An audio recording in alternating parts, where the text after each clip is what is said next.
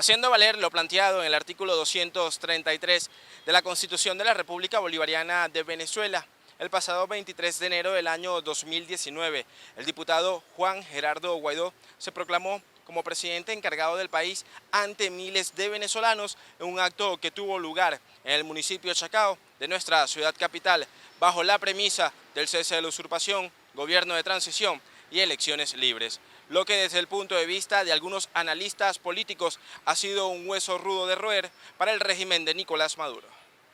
Hoy, 23 de enero de 2019, en mi condición de presidente de la Asamblea Nacional, invocando los artículos de la Constitución Bolivariana de la República de Venezuela, toda nuestra actuación basado en nuestra Constitución, ante Dios Todopoderoso, Venezuela, el respeto a mis colegas diputados y miembros de la unidad, juro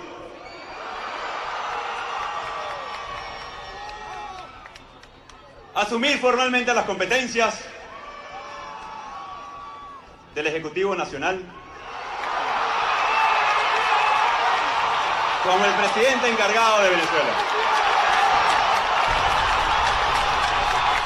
Desde este momento, la historia en el país dio un vuelco de 180 grados, brindando a los venezolanos la oportunidad de volver a confiar en un dirigente político que asumiera la tarea de hacer frente a desacertadas medidas socioeconómicas que jugaban en contra del bienestar de los ciudadanos e impuestas por la administración de Nicolás Maduro. Para el politólogo Pablo Quintero, enero de 2019 ha sido el punto de partida de un liderazgo que no ha tenido descanso, algunos desaciertos, pero que se mantiene en pie, afrontando la realidad política, social, económica, ética y moral de los más de 30 millones de venezolanos que aún permanecen en el país, pese a la marcha de un barómetro que no termina de estallar.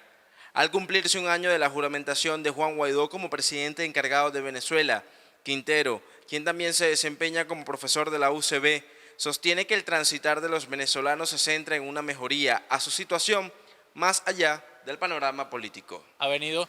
trabajando un liderazgo desde el 5 de enero, desde el año pasado, un liderazgo que de alguna u otra forma está tratando de generarle un cambio a los venezolanos, pero no ha sido fácil y los venezolanos lo han tratado de comprender, ¿no? La percepción hoy en día de los venezolanos es de desesperanza, es de rechazo hacia el gobierno, pero también incluso hacia la oposición, porque de alguna forma no se han logrado capitalizar un cambio político, que es lo que se viene trabajando durante muchísimos años, desde el 2015. Para el especialista político, el apoyo internacional ha dado oxígeno a la gestión presentada por Guaidó.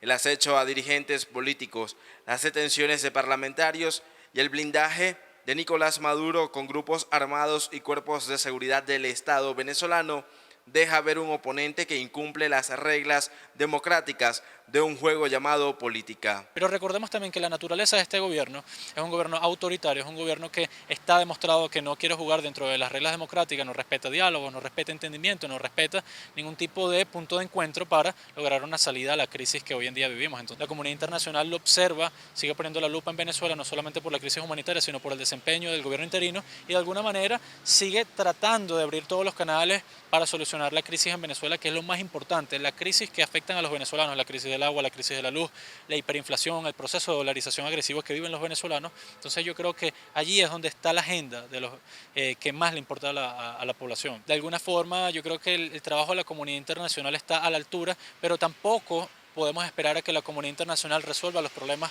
que ocurren aquí en Venezuela. Es evidente que el terrorismo es condenable no solamente por la comunidad internacional, sino por todos los venezolanos, porque el venezolano lo que quiere precisamente es mantener su soberanía, porque un país que presente grupos terroristas no es garantía de estabilidad para la región entera. Considera que este año el presidente encargado de Venezuela deberá trabajar en la consolidación de todo lo planteado en el 2019 a través de medidas notorias que generen respuestas convincentes a los venezolanos, centradas en sus prioridades